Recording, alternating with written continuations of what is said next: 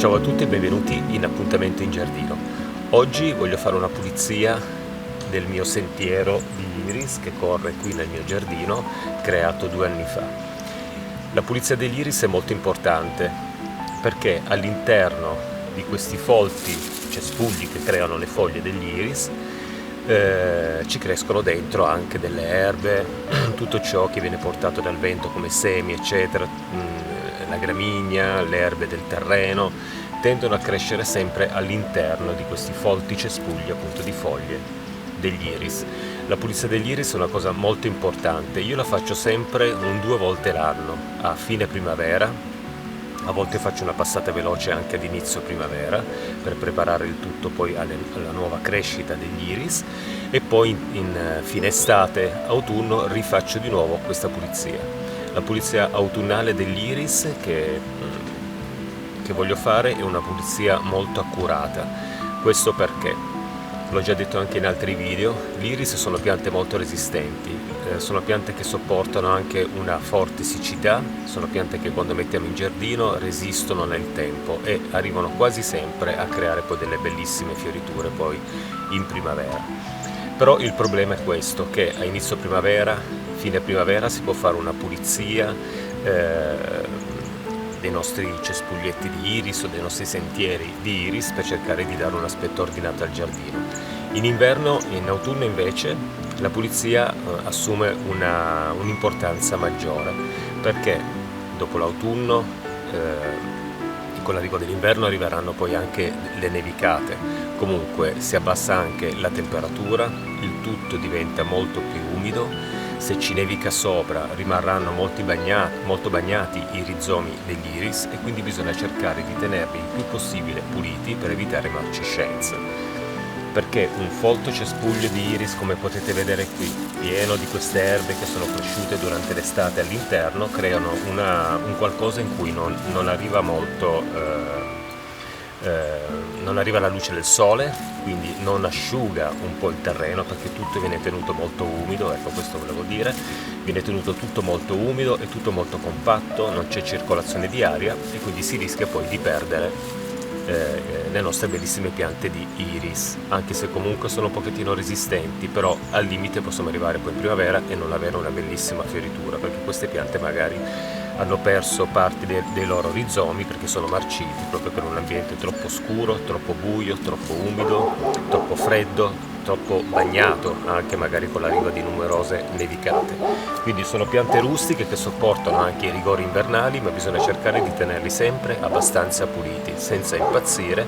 Diciamo 2 volte l'anno si può fare questo lavoro. Se poi abbiamo tempo a disposizione, a inizio primavera, come dicevo, possiamo fare un passaggio per cercare di pulire un po' bene sempre questi cespugli con queste foglie lanceolate che fanno l'iris. Ed è un lavoro non tanto semplice, perché bisogna entrare all'interno con le mani all'interno di questi cespugli, bisogna togliere le erbette. Ci possiamo aiutare, che io ho comprato questo zappino per potermi aiutare in questo lavoro, ma soprattutto a fine estate possiamo notare nelle nostre piante di iris già una piccola crescita di nuove foglie che poi arriveranno poi anche alla primavera, quando poi spunteranno quelle foglie belle grosse e che porteranno poi i fiori.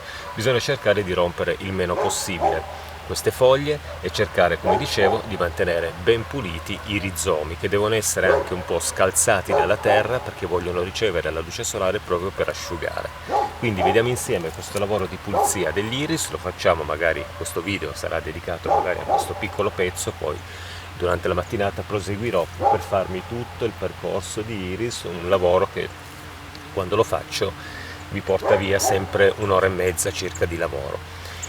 Quindi andiamo a pulire questi iris per dargli la possibilità di arrivare alla primavera sani e con la possibilità poi di avere anche delle bellissime fioriture. Comincio con tirar via come posso tutte le varie erbe che sono cresciute all'interno dei cespugli. Se poi rimane in mano qualche foglia di iris è normale, perché il tutto qui è molto compatto, quindi bisogna cercare di liberare bene tutta la zona in cui crescono i rizomi delle nostre piante. cerco di estirpare tutto quello che posso. Qui è cresciuto anche del tarassaco, e poi qui ci sarà da recuperare anche un pochettino i rizomi, tirarli fuori un pochettino dalla terra. Vedete che gli iris durante la crescita creano anche un bel po' di foglie che poi si seccano, anche queste vanno eliminate. In questo modo, cercando di essere delicati, ma non troppo, perché alcune cose devono essere tirate, ovvero queste gramigne che sono molto ma molto resistenti e attaccate al terreno. È cresciuta anche dell'ortica, vado a cercarmi tutto ciò che deve essere eliminato. Guardate, qui è cresciuto di tutto, e in più vi faccio anche vedere le foglie dell'iris. Poi quando piove tendono un po' a marcire, quelle vecchie, e quindi creano proprio un qualcosa di umido appoggiato ai rizomi, e questo può creare delle marcescenze. La marcescenza dei rizomi di iris si riconosce subito, perché quando facciamo pulizia, se c'è qualche rizoma che è marcito, lo sentiremo proprio olfattivamente, proprio con gli odori, perché l'odore di un rizoma di iris che è marcito ha un odore veramente poco invitante, quindi ce ne accorgiamo subito che qualcosa non va nelle nostre piante. Devo eliminare un po' di ortica. Guardate, qui è cresciuto di tutto qua dentro, quindi l'ambiente qui è veramente troppo umido, troppo buio, e in questo caso, visto che siamo in autunno, neanche troppo freddo, e questo non va bene per le nostre piante, che vogliono i rizomi esposti comunque un po' alla luce solare. Continuo a ripulire per bene. Vedete che come lavoro è abbastanza impegnativo, non difficilissimo, ma bisogna avere veramente un po' di tempo a disposizione, perché altrimenti, facendo le cose in fretta, si rischia di danneggiare le nostre piante. C'è anche qualcosa qui. Tolgo sì le erbette, ma cerco di eliminare anche le foglie secche degli iris, tirandole un pochino in modo che si staccano. Questo lavoro qui facciamo attenzione quando lo facciamo, perché se le piante sono state messe da poco in terra, tirando le foglie si rischia di avere poi la pianta in mano e quindi di doverla ripiantare con un danno alle radici. Queste sono state messe 2 anni fa, quindi hanno ben radicato. Vedete che ho allargato per bene qui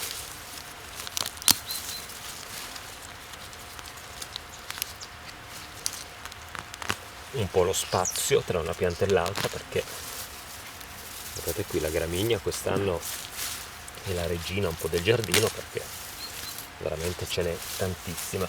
Non tutti i miei iris sono in queste condizioni.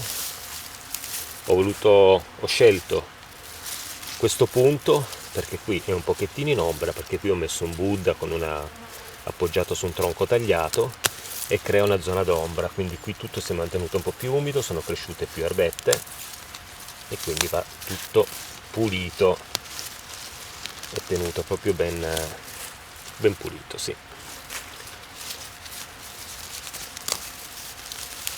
Guardate qui, vecchie foglie di iris, ormai vedete che sembrano quasi liquefatte. Questo non va assolutamente bene, perché i rizomi rischiano di essere a contatto poi con un qualcosa di sempre bagnato, e può portare poi, come dicevo, alle marcescenze dei nostri rizomi, e ci perdiamo poi questa unica fioritura poi in primavera. Anche se ci sono degli iris che fioriscono poi durante l'estate, quando acquistiamo gli iris dobbiamo anche capire che cosa stiamo comprando da mettere in giardino, perché se li scegliamo bene riusciamo ad avere poi delle fioriture sparse tra la primavera e l'estate, perché alcuni iris fioriscono anche in estate e non in primavera, alcune varietà. Qui non posso entrare con lo zappino perché rischio di danneggiare anche i rizomi, quindi con le mani io scavo un po' e cerco di esporre un po' i rizomi alla luce solare, in modo che quando ci sono queste giornate poi di sole anche in inverno, I rizomi tendono un po' ad asciugare, perché non è che piove sempre in autunno e inverno, e quindi si mantengono sani. Adesso qui potete vedere che ho liberato per bene il tutto, adesso non c'è una buona illuminazione solare, poi ci spostiamo in un altro punto un po' più semplice, ma in questo modo potete vedere che ho fatto un po' di pulizia. Adesso qui ci sono solo più le piante di iris, con la mano continuo a scalzare un pochettino per lasciare i rizomi un po' visibili nella loro superficie, non nella loro totalità, e in questo modo, facendo anche la pulizia, ho l'occasione di poter osservare anche le mie piante. Quindi queste sono piante abbastanza sane, adesso sono qui con questo aspetto un po' trasandato perché è arrivato l'autunno, la pianta ha smesso di crescere e produrre foglie nuove, però potete vedere che il tutto si presenta un pochettino più ordinato, più pulito, e cosa importantissima per queste piante, quando il sole poi batte anche qui, arriva direttamente all'interno, scaldando la terra e asciugando i rizomi che un pochettino sono stati esposti all'aria. Bene, ho scelto un'altra inquadratura su un'altra parte del sentiero degli iris, qui è molto più visibile il lavoro di pulizia, lì eravamo un po' troppo in ombra. Questa è una parte in discesa verso il mio giardino e quindi rimane molto più asciutta durante l'anno, perché l'acqua comunque tende sempre a scendere, quindi lascia questo tutto molto più asciutto. Potete vedere che qui c'è un po' meno erbaccia, ce n'è sempre di erbe indesiderate, qui ce ne sono veramente tantissime perché quest'anno è l'anno della gramigna, è cresciuto ovunque. Potete vedere che questi iris sono circondati un po' di erba e soprattutto si possono vedere le loro foglie secche, quindi andrò a cercarmi la gramigna, nello stesso tempo tolgo anche le foglie secche e ammucchio poi tutto in un punto, poi dopo verrò a raccogliere il tutto per portarlo o nel compost. La gramigna non sarebbe da portare nel compost perché può rilasciare poi dei semi, sarebbe meglio portarlo io in una zona di compostaggio nel mio giardino in cui metto veramente di tutto, rami, gramigne eccetera.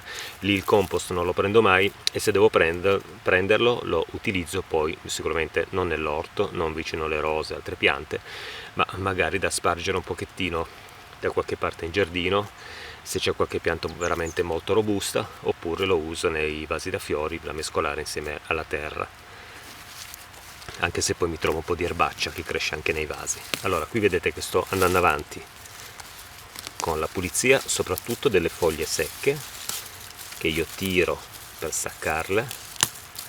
Queste sono piante che hanno radicato bene, sono qui da 2 anni e quindi non c'è il rischio di trovarsele poi in mano quando tiriamo, però facciamo sempre molta attenzione. Se la pianta dà molta resistenza, ben radicato, se vediamo che si muove quando tiriamo la foglia non continuiamo perché altrimenti ci troviamo la pianta in mano. Anche qui, se voglio, posso aiutarmi con uno zappino per cercare di eliminare tutte le varie erbette che creano un po' disturbo alle nostre piante e che colonizzano proprio l'interno dei cespuglietti di iris. Foglie secche anche qui.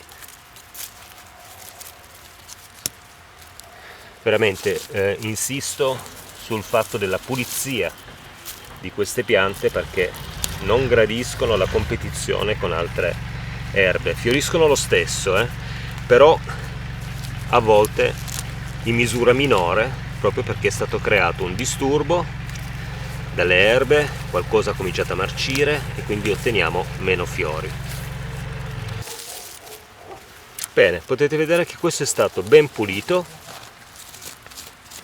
Scalzo ancora qualche rizoma, lo lascio proprio visibile alla luce solare. Questo è ciò di cui hanno bisogno le piante di iris: sole, terreno non tanto umido per poter fiorire al meglio. Bene, concludo qui questo video abbastanza breve sulla pulizia degli iris. Ricordo, pulizia da fare 2 o 3 volte l'anno, è molto importante per queste piante che vogliono un ambiente pulito e soleggiato. Ci vediamo presto ad un prossimo appuntamento in giardino. Se avete delle domande da fare riguardo la pulizia degli iris o anche sulla coltivazione degli iris, potete scrivermi e risponderò poi nei commenti. Ciao a tutti, a presto in un prossimo appuntamento in giardino. Ciao ciao!